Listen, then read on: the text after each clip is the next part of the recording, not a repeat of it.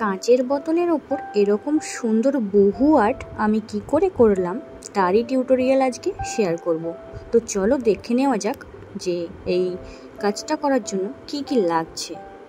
প্রথমেই লাগছে এখানে যে কোনো গাম, তার সঙ্গে লাগছে যে কোনো পাউডার, তার সঙ্গে লাগছে অনেকগুলো রং, লাগছে তুলি, আর লাগছে কাঁচের বোতল, আর লাগছে একটা পেন্সিল, আর এখানে রং মেশানোর জন্য একটা আমি প্লেট নিয়ে নিয়েছি।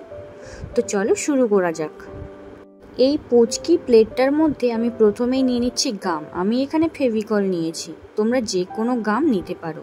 তো গামটা নিয়ে নেওয়ার পর এর মধ্যে আমি দিয়ে দিচ্ছি পাউডার, আর কেন এগুলো নিচ্ছি সেটাও কিছুক্ষণ পরেই তোমাদেরকে জানাচ্ছি। তো এরপর এর মধ্যে দিয়ে দিচ্ছি রং। এখানে আমি ফেভিক্রিলের সাদা অ্যাক্রিলিক কালারটা নিয়েছি।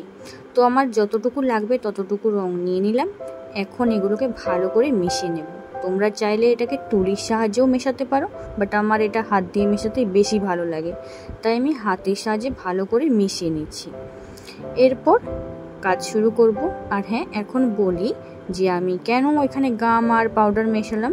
এটা মেশানোর জন্য এই যে কাচের বোতলে রং তো ধরতে চায় না, বাট এটা করলে রংটা অনেক দিন স্টে করবে।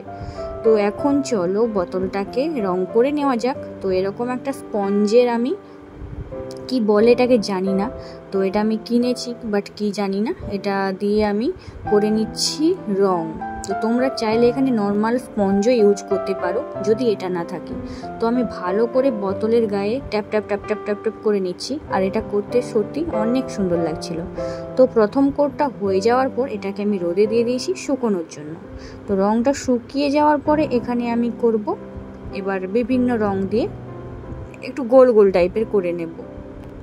স্পঞ্জটা দিয়েই আমি গোল গোল করে নিচ্ছি। এখানে চাইলে তোমরা তুলি দিয়েও গোল গোল করে নিতে পারো।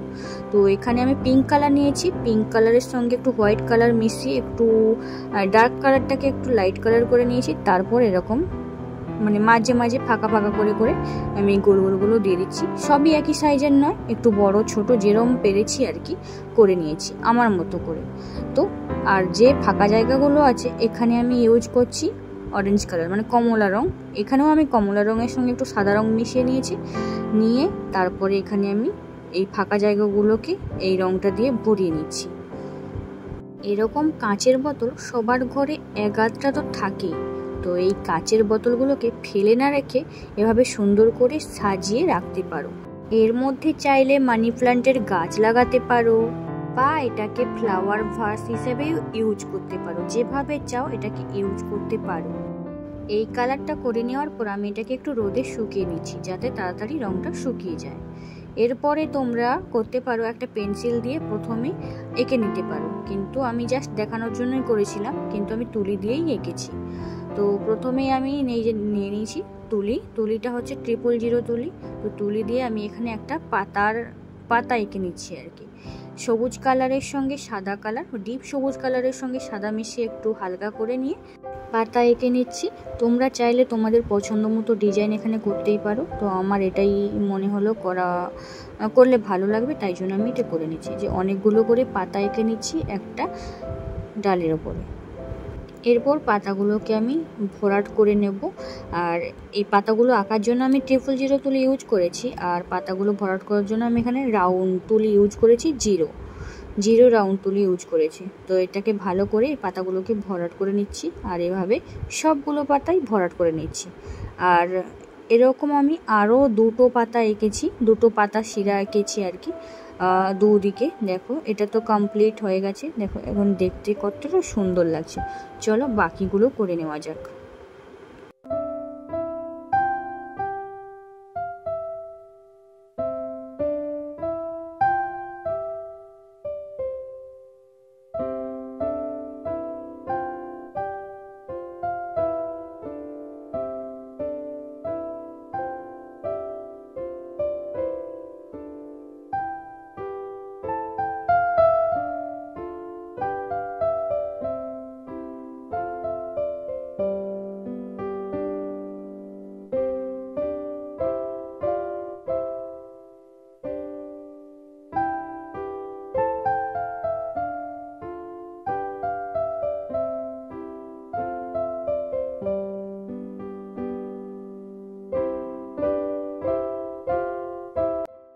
পাতাগুলো করে নেওয়ার পর আবারও শুকিয়ে নিতে হবে। প্রত্যেকবার আঁকার পরে শুকিয়ে নিতে হবে, না হলে রঙগুলো ঘেটে যাওয়ার চান্স থাকে। তো শুকিয়ে যাওয়ার পর এখানে আমি এঁকে নিচ্ছি এরকম এই যে পাতাগুলো। এগুলোকে কি পাতা বলে আমি জানি না, বাট আমি এগুলো দেখেছি অনেক সোশ্যাল মিডিয়াতে, গুগলে, চারিদিকে দেখেছি। তো এই ছবিটাই আমার মনে হলো যে মানে ভালো লেগেছিল, তাই আমি এই পাতাটাই আঁকছি। তো প্রথমে আমি কালো বর্ডার করে নিয়েছি, কিছুটা এটা শুশনি পাতা বলো, আমরুল পাতা বলো, সেরম টাইপেরই পাতাটা। তো প্রথমে কালো রঙের বর্ডার করে নিয়েছি, নিয়ে মাঝখানে এইরকম শিরা এঁকে নিচ্ছি কালো রঙ দিয়ে। আর এভাবে আমি অনেকগুলোই করে নিয়েছি, সবগুলো একই রকম করিনি, মানে পাতার স্টাইলগুলো একই, কিন্তু সবগুলোতেই এরকম শিরা টানিনি। কোনোগুলো একদম কালো রঙ দিয়ে ঢেকে দিয়েছি, কোনোগুলোকে এরকম ফাঁকা রেখেছি। এভাবেই আমি যেখানে যেখানে লাগবে আমি সেখানে সেখানে করে নিয়েছি। তোমরা দেখতে থাকো।